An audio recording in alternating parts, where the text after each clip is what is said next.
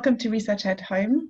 And this morning we're going to listen to Dr. Lauren Bellaera from the Brilliant Club, an amazing organisation. I'm sure you'll agree. Lauren is Research and Impact Director at the Brilliant Club, an organisation that has grown exponentially really over the years. And I really do hope that your school is involved in some way or other with the Brilliant Club.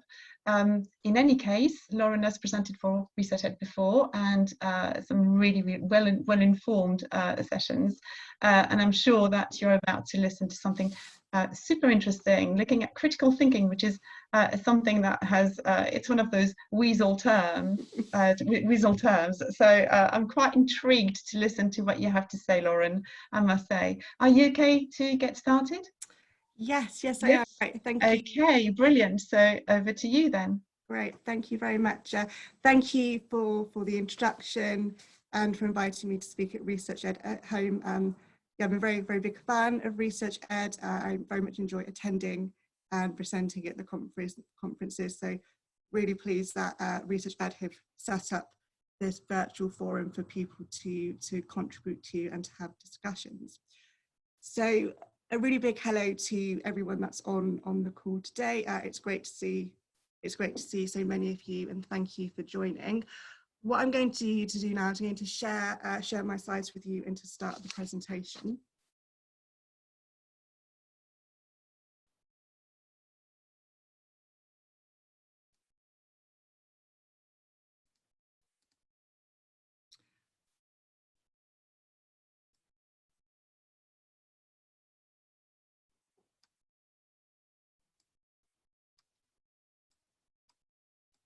Okay, I'm just trying to position this at the top so it doesn't cover any text. Ooh.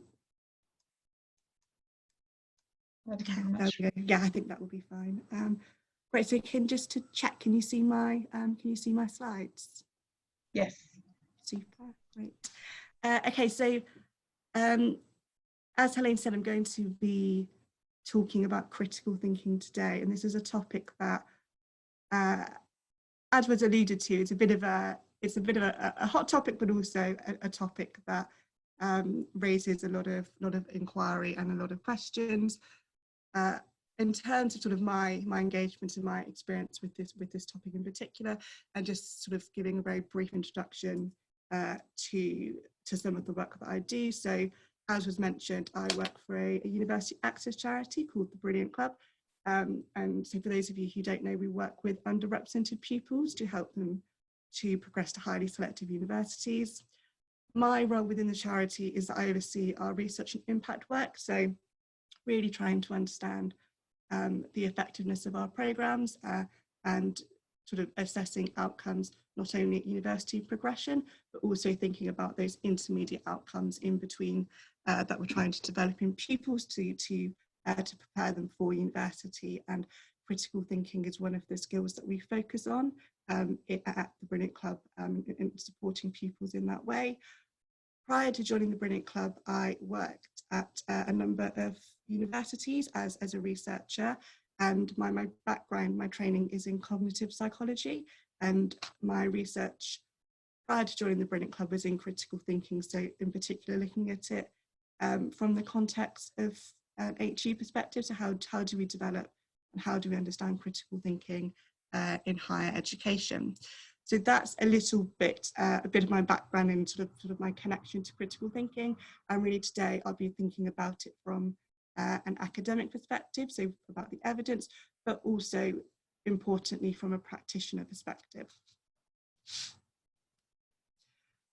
So in terms of what I want to talk about today, so there are three key areas and three key questions that I want to talk to you about. I think really kind of is as educated as researchers and as practitioners, these questions are quite simple.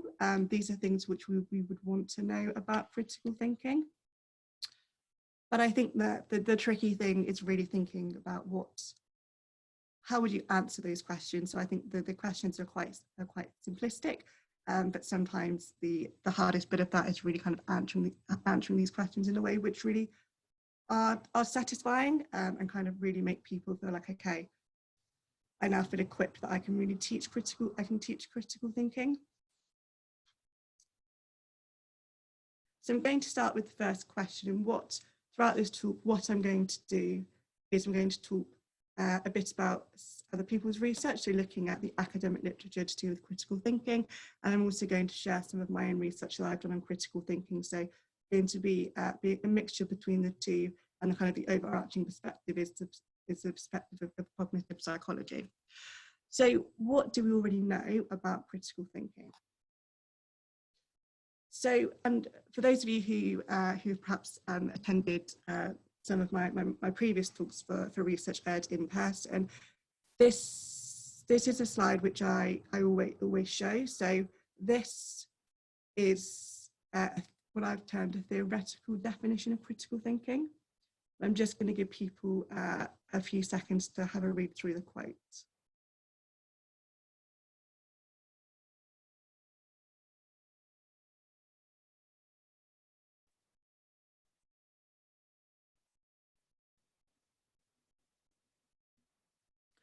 Okay, so hopefully that's given people enough time to read the quote. So I put this quote up partly because this, I think in terms of the academic literature, really kind of reflects the modern conception of critical thinking in terms of research. And I say modern in terms of sort of the real initiation of critical thinking research, and kind of its in large quantities was sort of around 1980s, late 1980s and early 1990s, when critical thinking really became like a hot topic, as it were. This, and really the bulk of this kind of era around critical thinking was really trying to understand, well, how do you define critical thinking? And these were academics sort of coming up with definitions like this. And it was also people thinking a lot around the measurement of critical thinking, which led to a lot of competency-based psychometric critical thinking measures that we still see today as well. So this is really to kind of show the positioning of critical thinking kind of in the modern history of critical thinking. And I think the other thing this definition I think really clearly shows, or certainly is how I feel about the definition, is that I think this is a really helpful theoretical definition of critical thinking. But actually, if you were then as an educator, as a teacher in a school or as a lecturer in a university, practically it's very difficult, I think, to use this definition and to effectively teach critical thinking. So I think recognizing that sometimes there can be a bit of a disconnect between kind of these very abstract academic theoretical definitions and actually practically what's happening in people's classrooms and what's happening in people's learning environments. The other thing I wanted to mention when thinking about like what do we know about critical thinking, a real key distinction with critical thinking is this idea about whether, and sometimes it can be quite a controversial debate as well, about whether critical thinking is whether you can only teach it in terms of a particular domain. So like if I'm teaching critical thinking for chemistry, I can teach and students can learn about critical thinking in chemistry, but then that doesn't mean, for example, they could then transfer that critical thinking knowledge to biology or to English. The kind of the flip side of that is that you could teach, there's the argument that you could teach critical thinking as a general skill. So that would mean that kind of irrespective of subject, there are these kind of generic skills that exist where irrespective of the context, you can teach critical thinking. So you can teach somebody how to evaluate a source, for example, and that's something which they can then apply across a range of subjects and across a range of situations. People tend to come down very much on kind of one side or the other in terms of, and as I said, people get quite heated about whether they think critical thinking can be taught as a general domain or whether it is domain specific. My thoughts and from sort of reading around the literature is that both these things are possible. So you can teach, basically transfer can happen. You can teach critical thinking in a subject, and then under the right parameters and the right conditions, critical thinking with these skills can transfer to other subjects. And there are some studies which show that, but the kind of the key takeaway is that it's really difficult to do. So it's really difficult to teach general critical thinking skills. So often, and kind of what we tend to see in academic research is that we tend to teach and we tend to research critical thinking in particular subjects. And I think if we're thinking about novices and people that aren't really are new to critical thinking in terms of their learning and understanding, then certainly starting within a subject discipline is really, really important. Okay, so the top, because I'm aware it's cut off by the camera at the top. So this title says Approaches to Teaching Critical Thinking, and this is my final slide before I move on to think about how educators understand and teach critical thinking. This, again, these distinctions come from the academic literature, and you've got kind of, I don't know if people can see, but very smallly in the right hand corner, there's a citation there. So this is by a research group led by Abrami, so who published a range of things, but in particular published these two meta-analyses on critical thinking, so one published in 2008 and one published in 2015. And what these meta-analyses do is they bring together the available evidence to basically to understand the effect sizes of different approaches to critical thinking. The 2008 version is the one that talks about these approaches that are on the slide in particular, if people are interested in reading any further about this particular topic. So we have these three different approaches, and I say approaches because they're very, very broad in terms of they're not really giving guidance regarding specific strategies somebody might use to teach critical thinking. That is more about the overall sense or your ethos about how you teach critical thinking. So we have this general approach which kind of matches onto and alludes to the fact that you can teach critical thinking in a general non-domain specific way. So this explicitly teaches critical thinking as a separate course outside of a particular subject. And if we think about this kind of practically often, when we think about university education in the US, there are modules and there are courses to do with sort of general critical thinking. So that is less common in the UK, but we do see it in other countries. The other two approaches are really about this domain-specific approach to critical thinking. So we have the Infusion Approach, which is about explicitly teaching critical thinking skills within a subject. And we have the Immersion Approach, which is about teaching critical thinking, but implicitly. So this might be, so an explicit way of teaching critical thinking in terms of the infusion would be that you explicitly state your critical thinking objectives, and you explicitly kind of teach and scaffold critical thinking throughout your teaching. Immersion would be you teach a topic, you teach a subject, and by teaching that subject, you implicitly kind of work on the basis that critical thinking will develop. So just through engagement with the topic, and you're not signposting students to critical thinking in a really explicit way. In terms of the results from the study, in terms of the effect sizes and what was shown overall to have the biggest impact, the Infusion Approach, so that explicitness of teaching critical thinking within a subject is most effective. And I think, again, sort of aligns with our expectations about this distinction between teaching critical thinking in a subject domain versus teaching general critical thinking. So again, I'm sure for people kind of on the call, intuitively that kind of broadly aligns with people's thinking there in terms of what approach is more effective.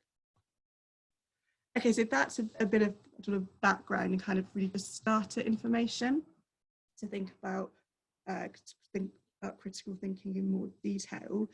The question that as a researcher I'm really interested in and is also the title of this talk is, well, how do educators understand and teach critical thinking? Because I think what we are seeing from the academic literature sometimes is a little bit of a disconnect. So we have these very abstract definitions, or we have these very sort of generic approaches. So, you know, you should teach it explicitly versus you should teach critical thinking implicitly. But I think to really understand how to teach critical thinking effectively, I think what we need to do is to really connect up the voices of educators who are teaching children and teaching young people, and we need to connect those with academics who are researching critical thinking.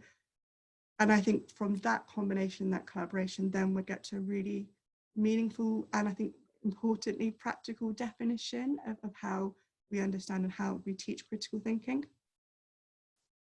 So what I'm going to talk about now in the next couple of slides is a project that I did last year in America. So I was fortunate to go on a research sabbatical for 6 months last year as part of a Fulbright scholarship, and I worked with Dr Yana Weinstein-Jones, who some of you may be familiar with from her work with the learning scientists.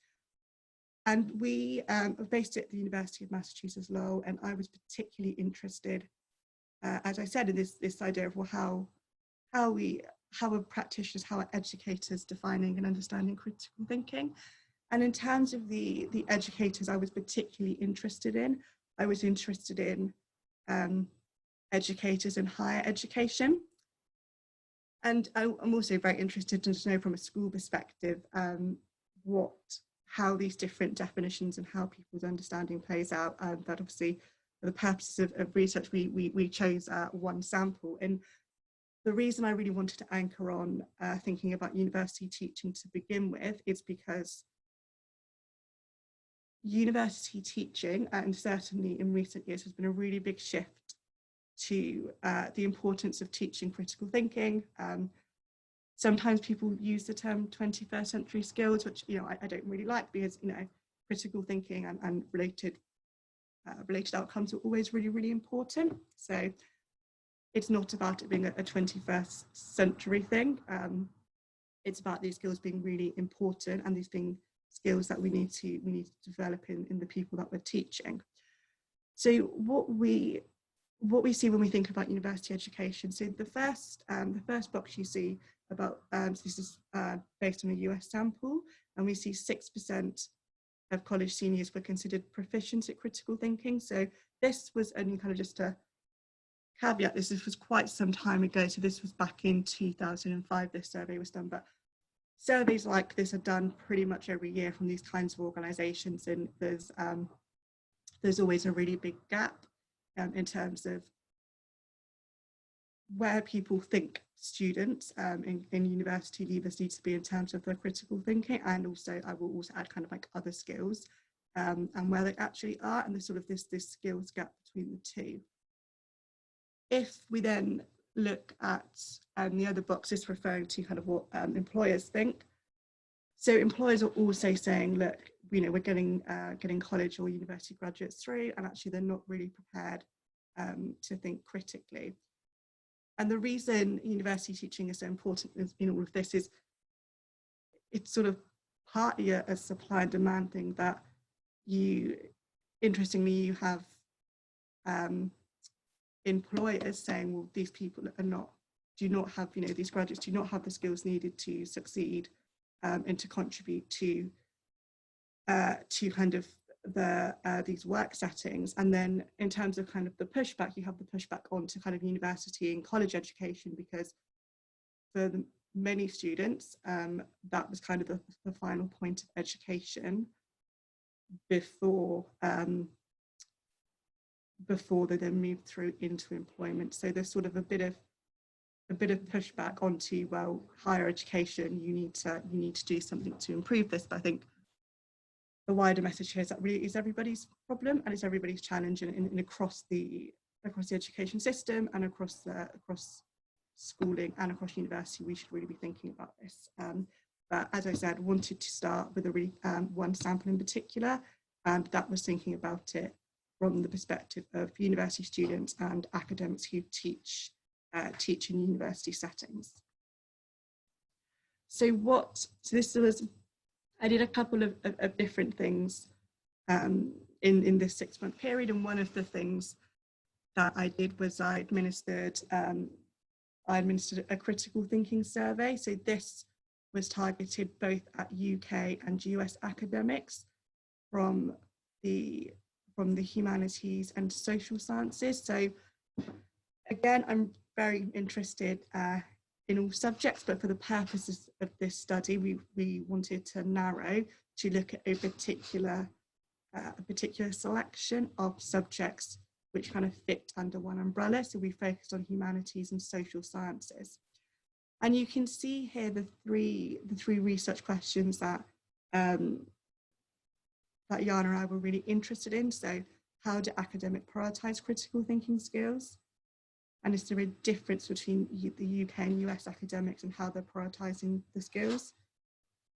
And then is there a difference across subjects? So as I said, we had a range of different subjects across humanities and social sciences. Are there any kind of subtle differences, or well, more importantly, significant differences across those subjects? And what I'm going to talk about in this section is to talk about question 1 and question 3. So I think that I feel like is probably most relevant to this audience in terms of how are these academics ranking these critical thinking skills, and then are there any subject differences? And as I said, I'm doing this at a university level, but and we'll have plenty of time for kind of questions and answers at the end as well. I'm interested to see how people think this might map onto a school context as well. Moving through and looking at the survey demographics. So this was the total sample size. So 204 academics across the UK and the US, and it was fairly evenly split. So we had 102 academics from the UK, so roughly like a 50-50 split. And in terms of the number of universities, so across the UK and US, we surveyed 51 universities. So this was very much an opportunity sample. So we sent up this survey inviting academics across the UK and across the US to take part in our survey. In terms of the number of responses and representation per university, as you might expect, the minimum response from university was 1, so like 1 individual completing the survey, and the maximum number that we had was 24. Looking at the subjects, we had 5 different subjects. So we had history, philosophy, political sciences, psychology, and sociology. We also had an other category simply because it was an online survey, so we weren't able to control obviously who completed the survey, but generally speaking, that other category was still people from the humanities and social sciences, and tended to consider people broadly kind of from education-based subjects. Okay, so that is the demographic. This survey, for context, this survey asked a whole range of questions about how people understood and thought critical thinking. So there was about 15 or so different questions that we asked in the survey. What I'm going to talk about today is just a couple of those questions to pull them out and kind of to show you in detail. So this was the key question, or certainly one of the key questions that we really wanted to understand from people that were teaching in higher education. And what we wanted to do was we identified key skills from the academic literature. And again, there's some citations are at the bottom. So we identified key skills and key definitions based on the academic literature. And we were asking people that taught in higher education to rank these skills in order of importance in the subject discipline. So they had to rank from 1 to 10, so 1 was most important and 10 was least important. And crucially, the reason we gave people pre-existing definitions as opposed to asking people to sort of come up with their own definitions is partly because studies and literature before this has done research on asking people to define critical thinking, and actually broadly, if you ask somebody to do it, they either don't know or they kind of give these, as we saw, kind of quite high theoretical definitions. What we wanted to do was really, as I said, kind of near the beginning of this talk, was to really connect up academic and practitioner voices. So using these definitions from the academic literature that had been widely used and kind of are meaningful for thinking about critical thinking, but then to crucially to really engage practitioners and to really understand like what is important for them. So like when they're teaching their subjects, what critical thinking skills are really important for them. So I'm going to stop talking for a moment because I'm going to give people a chance, if you've not already, just to read through the skills and read through the definitions. So I'm just going to pause for about 20 seconds or so.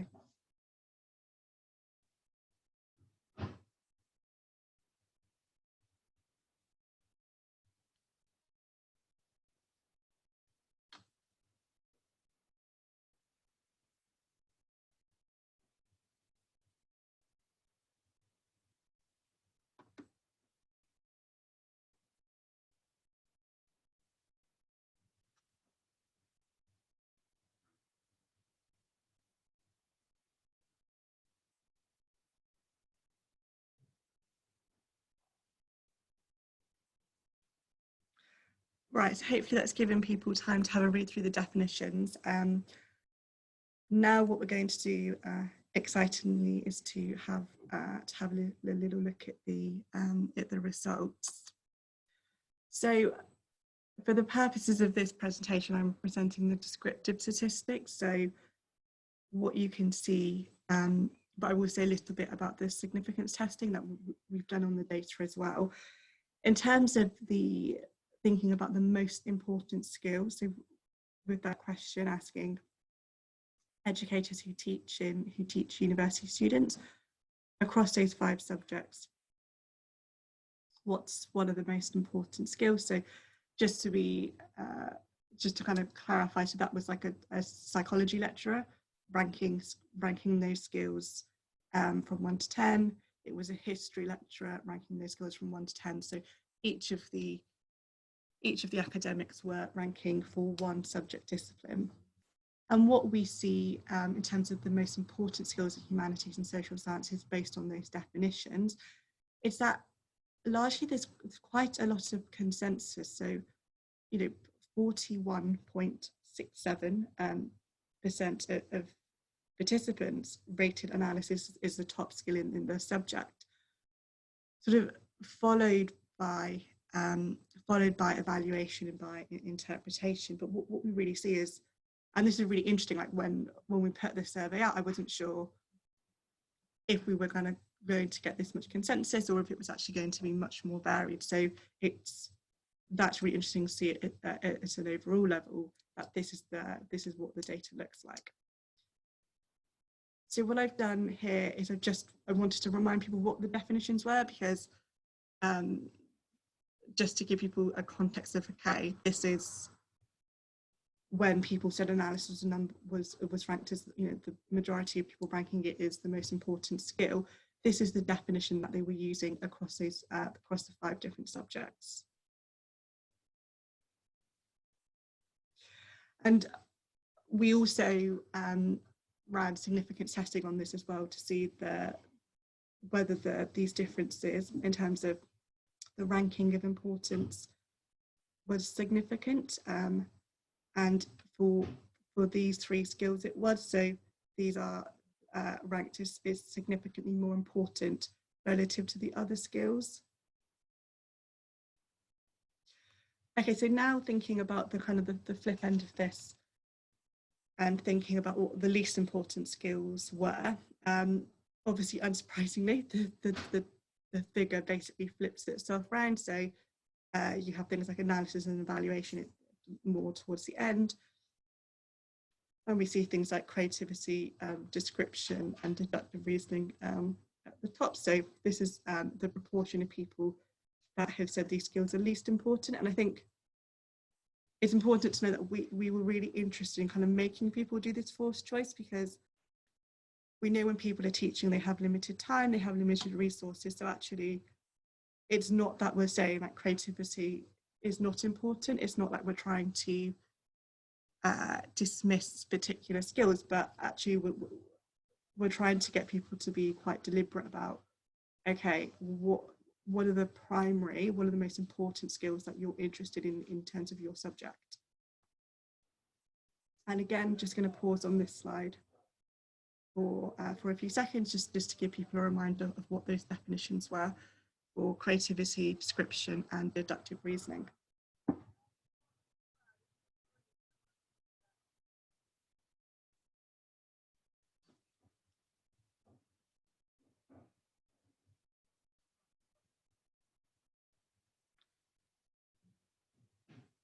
So now I'm going to move us on to the next slide. So that was overall the differences. As I said, we were also really interested in the subject comparison. So were there significant differences in how these 10 skills were rated across the 5 subjects?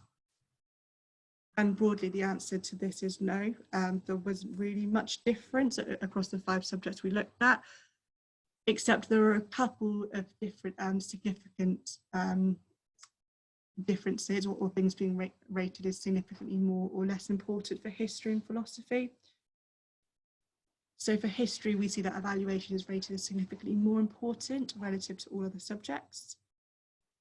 We see that deductive reasoning is rated as significantly less important. And we also see that problem solving is also rated as significantly less important. For philosophy, we see evaluation is rated as less important. And I kind of think, unsurprisingly, kind of intuitively thinking about philosophy, I'm not that surprised that deductive reasoning is rated as more important, given it the kind of focus on logic and reasoning. So again, kind of, it was very interesting to see that overall, actually, there's a really broad consensus. We're not really seeing big discrepancies or big differences between the 5 subjects that we looked at. There are some significant differences, but again, kind of in terms of, if you think about kind of the intuition, like for me, kind of broadly these differences and these nuances make sense for these subjects. Okay, so then this title is saying, what approaches are educators using to teach critical thinking? So what approaches are educators adopting to teach critical thinking? So this again comes back to the beginning when I showed the general immersion and infusion approaches, and how they were, from an academic perspective, they were the different types of approaches that had been shown to be used in critical thinking. And particularly, we saw that infusion approach of explicitly teaching critical thinking in a particular subject was most effective. When we asked the same 204 academics, well, how do you approach your teaching of critical thinking? These were the responses that we got back. And I think the really interesting thing to note here, and the thing I've underlined, is that 37% of people teaching were saying that they mainly use implicit approaches. And that's very interesting, given that from the academic literature, we know that it's really important to teach, it's important to teach anything explicitly, but in particularly to teach critical thinking. So that just kind of gives us a bit of a take on the positioning of where people are at in terms of how they're approaching the teaching of critical thinking. Now, what I'm going to talk about very briefly is another kind of strand of the research that I did I did in America, before moving on to think about some other people's research about what are promising strategies for teaching critical thinking. So this is part of the research. So we did this survey with the 204 academics, or the 204 educators that were teaching critical thinking in higher education. I also wanted to understand, well, how are researchers, and I'm going to just move this so people can see, how are researchers who are researching critical thinking and studying critical thinking, what do they think? Is there overlap, and is there a consensus? And what I did here was I did 6, this was like a deep dive, so I did 6 semi-structured interviews with academics, so professors and associate professors who had spent their professional careers researching critical thinking. And I wanted to hear their voices. I wanted to sort of do a deep dive and to hear what they thought in terms of how they understood the term critical thinking, and what strategies and what techniques they thought were most effective. So I just have 2 slides on this to really kind of give you the headline stuff. So this is, how is critical thinking defined? So this is these conversations that I was having with those 6 academic researchers who were researching critical thinking. And this is the question that people were asking: what does the term critical thinking mean to you? And I said that I interviewed 6, and I put up 3 of the quotes in particular that I think particularly draw out some of the key themes, and the kind of, from the thematic analysis, what came through in terms of what academics were saying, what critical thinking is to them. I won't go looking to read the quotes out, but what I want to do is just to pick up on a couple of key themes in that people, the researchers who were taking part in these interviews, were talking about evaluating evidence. They were talking about being able to evaluate conclusions. So it was very interesting to see that even with an open-ended response, the kinds of ways that these academics are defining critical thinking isn't that dissimilar to how we think about the ordering of how the educators have ranked critical thinking. So they've said that analysis and evaluation were ranked as the top skills, and then what we see playing out in these quotes is that analysis and evaluation are also considered very important from people that are researching critical thinking. So that was really again, very interesting to see that a consensus across. Then this final slide on looking at what researchers thought. So this is recommendations for teaching critical thinking. And the question, it was sort of a bit like a killer question. It was like, if you could give one piece of advice to academics who are teaching critical thinking, what would it be? And again, I just pulled out some quotes which really kind of represent and summarize the conversations that I was having with those 6 academics.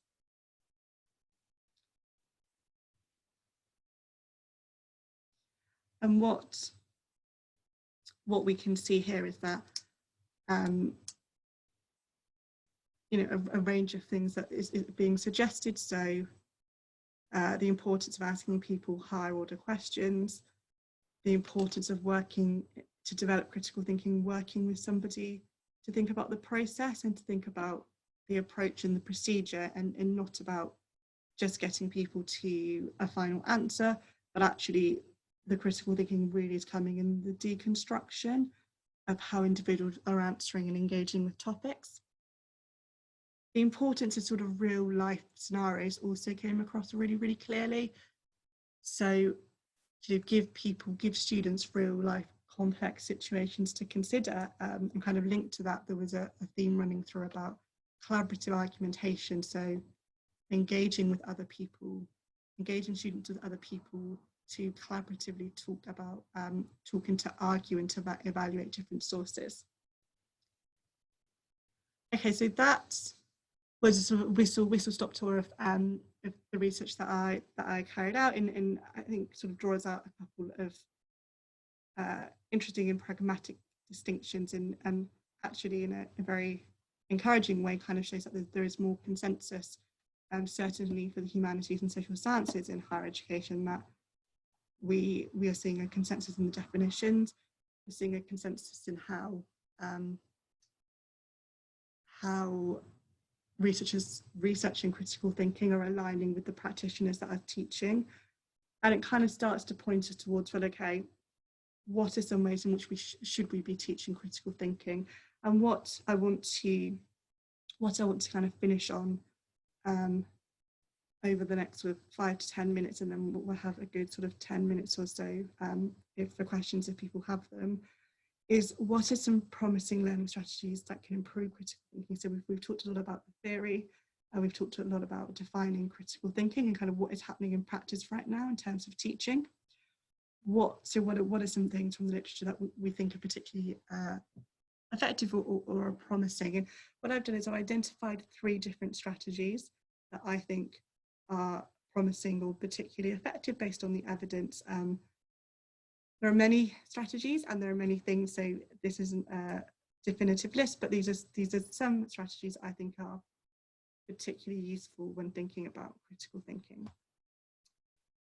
So the first strategy, and this is sort of really thinking now about like activities, because what we've seen previously is we have a lot of clarity in terms of the approaches, but I think where cognitive psychology is at now and where it is, and sort of more broadly educational psychology and education research, is that we need clarity on like the activities and the strategy. So, okay, we know we need to teach critical thinking explicitly, but what activities can I use to explicitly teach critical thinking?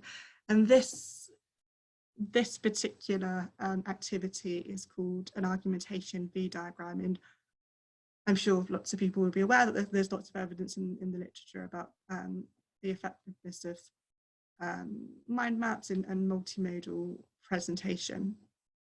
This is a particular kind of diagram structured to help students compose arguments when thinking about a controversial issue.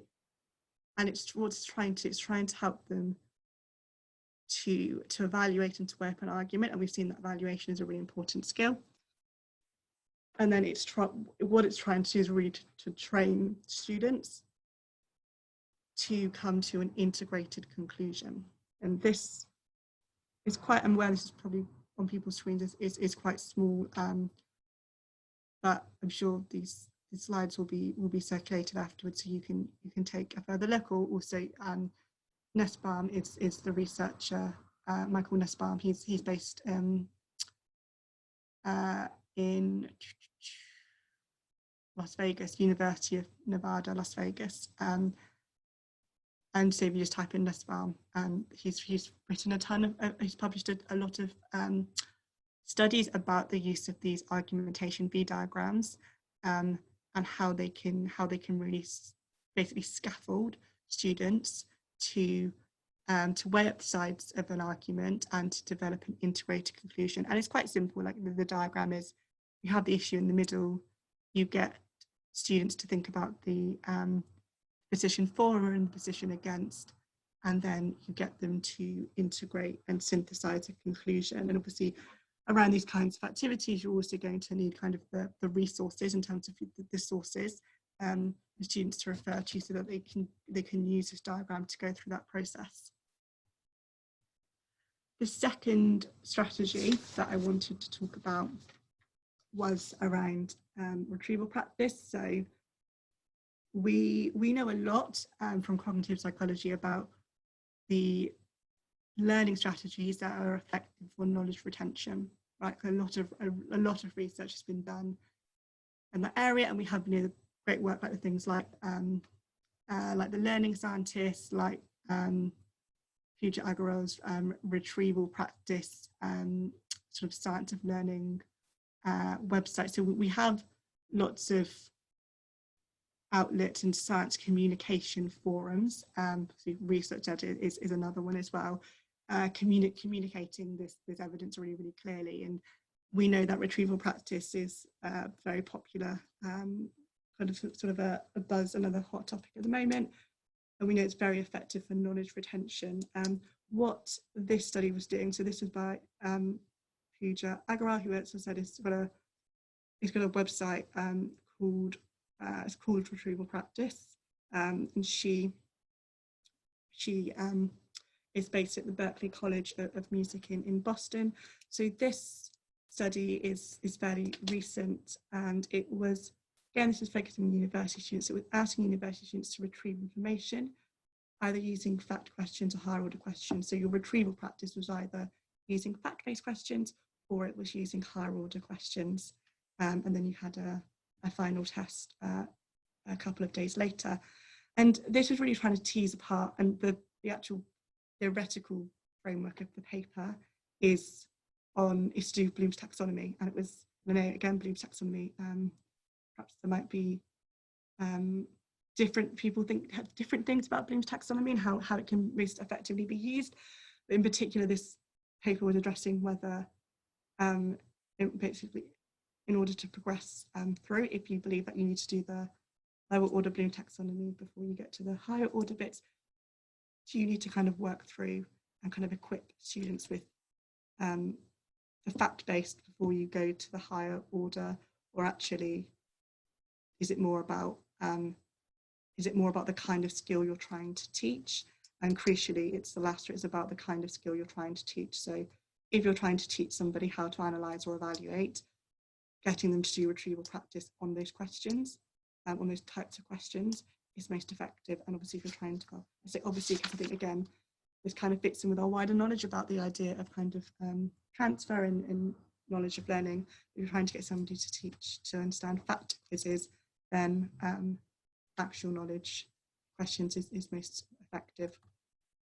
So I'm going to finish on this slide, and then I've got a conclusion slide, and then we can move on to questions if there are any. So this is picking up on, so we've sort of seen retrieval practice being applied from knowledge retention to critical thinking. We've also seen a really similar thing with spaced learning. So we know spaced learning is another really, we've got a lot of evidence for in terms of it improves factual content. Melody Weishart and her lab, based in the University of York in Toronto, they have, again, this is recently, they have done a study investigating whether the spacing of learning sessions helps students' long-term retention of critical thinking skills. And in particular, this was to do with school children. So the other two studies were to do with, was focused on university students, but this is to do with school children. And what they did, it was sort of quite a simplistic experiment in terms of it was structured very cleanly. So they had students aged 9 to 12 years old were taught to evaluate and judge the credibility of websites. And then they either delivered this teaching within three consecutive days, or they spaced the learning out 3 days a week. And then at the end point, they got students to evaluate novel websites. So this is, this is a little bit of a transfer involved here. So kind of that push for that, we can transfer critical thinking skills under the right circumstances. And what they found was that simply by spacing the learning as opposed to massing the learning together, they saw improvements in critical thinking. And again, we know from knowledge retention that spaced learning has an impact on people's ability to learn facts, but certainly much less is known about this in relation to critical thinking. So to my knowledge, this is one of the first studies that have explored explicitly spaced learning in relation to a pure kind of critical thinking activity. I've written and I kind of put a small plug for a blog that I wrote earlier this year for the Learning Scientist, which talks about, it's called From Knowledge to Skill, approach techniques for critical thinking. This talks about the fact that more and more now we are having, collectively now we have a better understanding of how we can improve teaching or knowledge retention. And we have these sort of standard strategies, effective strategies that we know work really well. There's a shift of how, looking at whether we can apply these to critical thinking. Okay, so this is my very final slide. Thank you, everybody. Thank you for everybody for listening and for joining the session. So these are really just sort of my key takeaways, and they're more about, this is more about kind of reflection and kind of thinking about all of the things I've talked about together as a whole. I think fundamentally connecting educators and practitioners is key. And I think what we've seen from the research that I carried out with Yana is that there does seem to be a shared understanding of critical thinking. There doesn't seem to be a disconnect. And then linked to that, there does seem, at least for humanities and social sciences, there does seem to be a consensus in terms of the relative importance. We broadly know from the literature that, what critical thinking strategies are, what critical thinking approaches are effective. And really what we need from cognitive psychology and what we're seeing kind of play out in these various studies, and certainly in the more recent studies, is that cognitive psychology is trying to help us to navigate what this means in terms of what strategies do I adopt, what are most effective. And then finally, we've got this kind of new bit of research which is really looking at how knowledge retention strategies can be applied to the learning of critical thinking. Lovely, so I'm going to stop there and just pause and see if we have any questions in the chat. Yeah, Lauren, before we start with a few questions, is there any chance that you could put your first slide again, the one with the definition, Sure. Theoretical definition? Someone is asking to have a look at this again.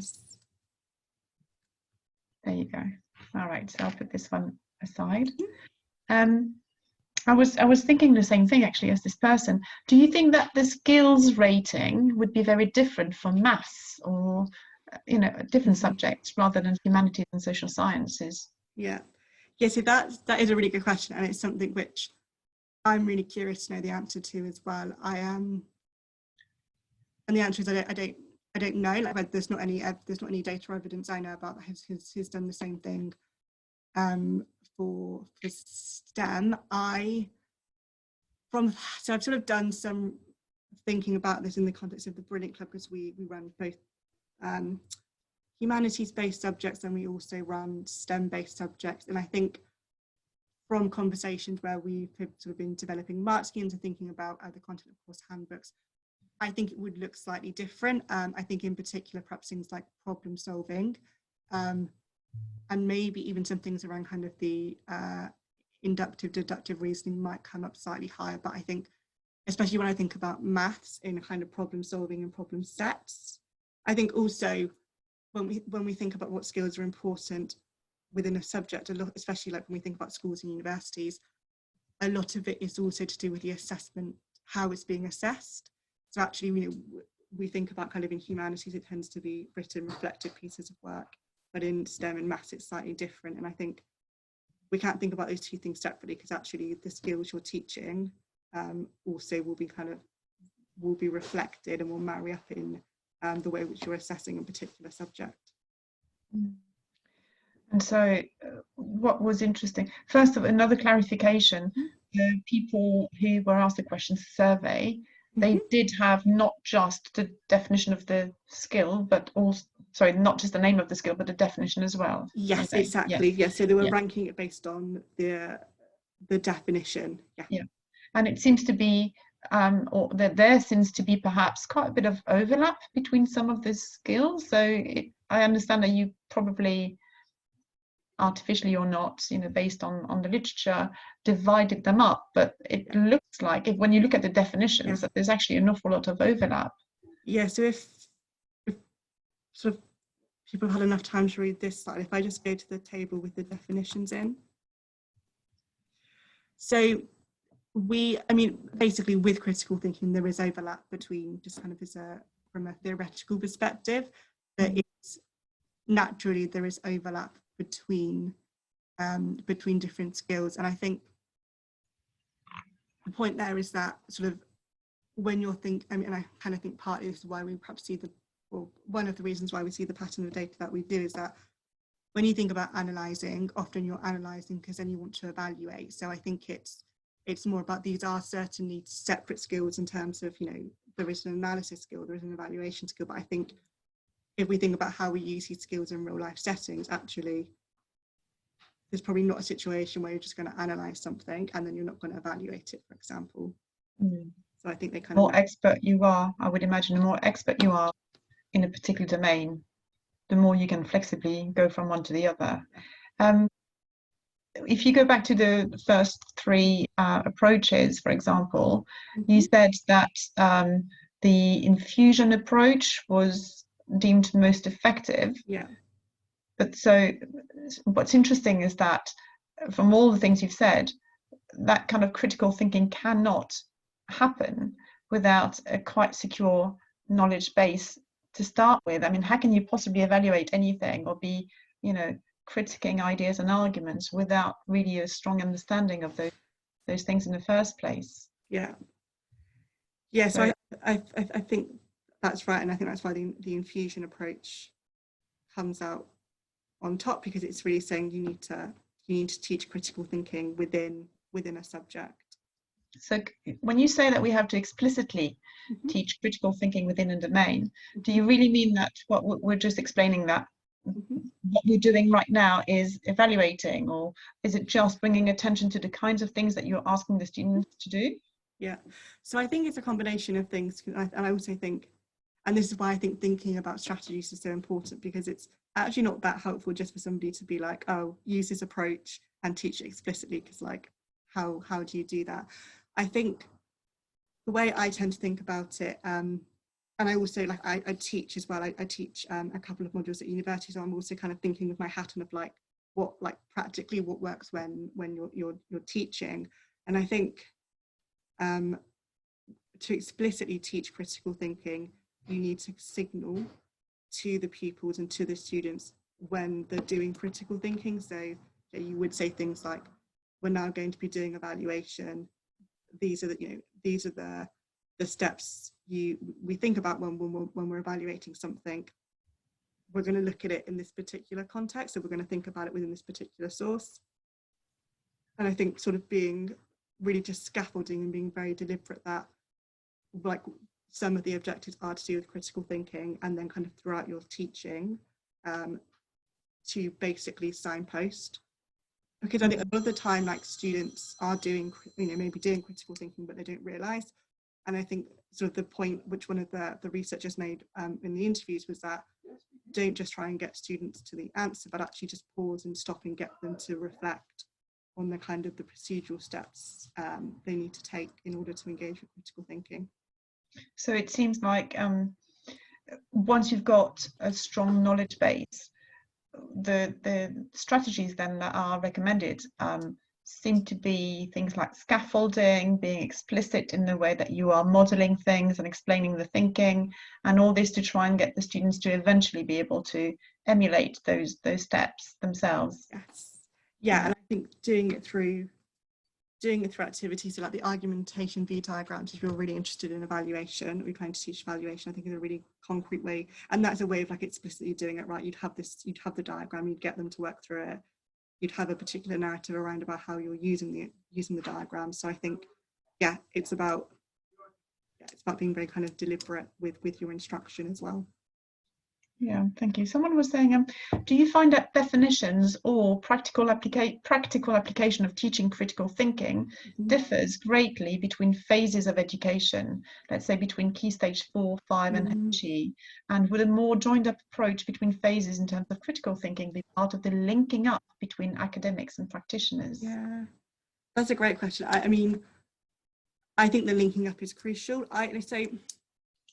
I mainly focus on kind of like HE stuff. Obviously, I do think about schools when I think about like our work with the Brilliant Club, and this is really just my opinion more than a fact, but I actually think it's probably quite similar. And actually, I think perhaps the level and the scope differs obviously across age range because of what people are, the kinds of sources and things or information people are trying to engage with. But fundamentally, I kind of think the stuff is the same. And I think if we can take more of a joined up approach, I think it would make a really big difference. And also I think would kind of stop this thing where we see, which is like, the industry kind of blaming the universities for, and it's sort of like this knock-on effect of it's kind of getting passed to like, well, it's your responsibility, like when it is everyone's responsibility to support students with critical thinking.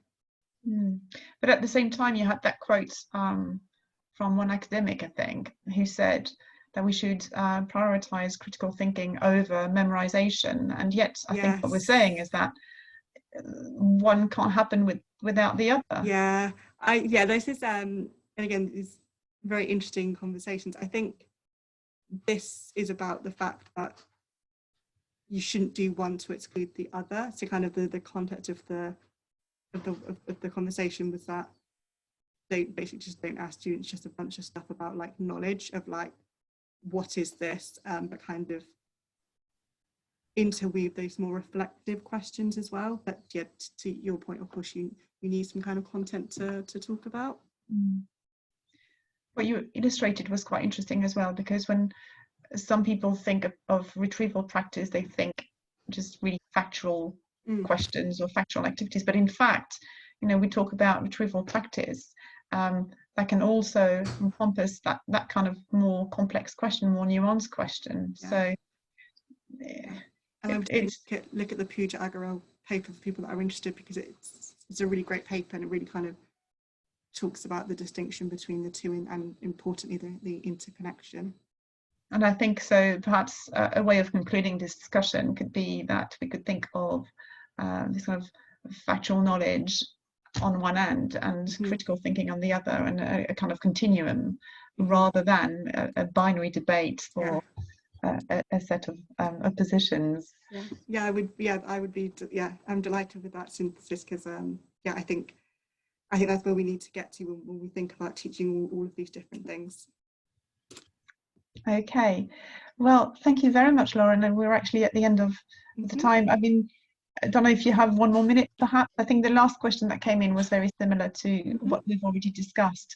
And this idea of, you know, perhaps a year 7 student might not be able to have the same level of, you know, critical thinking, those skills that you were talking about as, say, you know, a 16-year-old. But that should not be worrying us particularly, because surely that's, you know, the more you know, the more you can reflect critically or critique or evaluate and all these things. So yeah, the question was, do you think mastering these skills come with practice or age? I think it comes with, if I had to choose, you know, between the either or, I would say practice.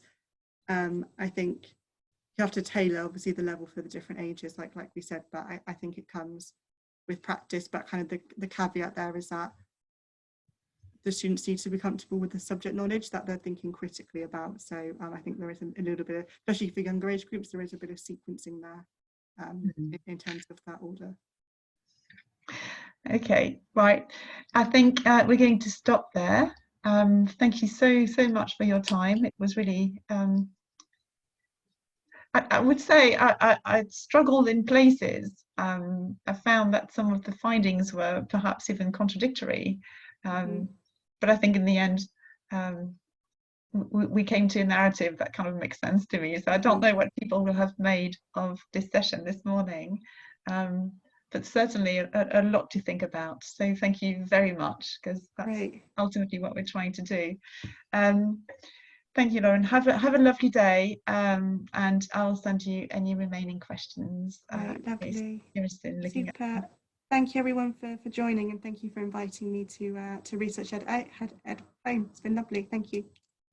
Thank you. Everyone, tomorrow at 11 we'll be going back to talking about leadership and talking about expertise, and that will be with Jen Barker and Tom Rees. So join us tomorrow at 11. Thank you very much. Bye-bye. Thanks everyone. Bye.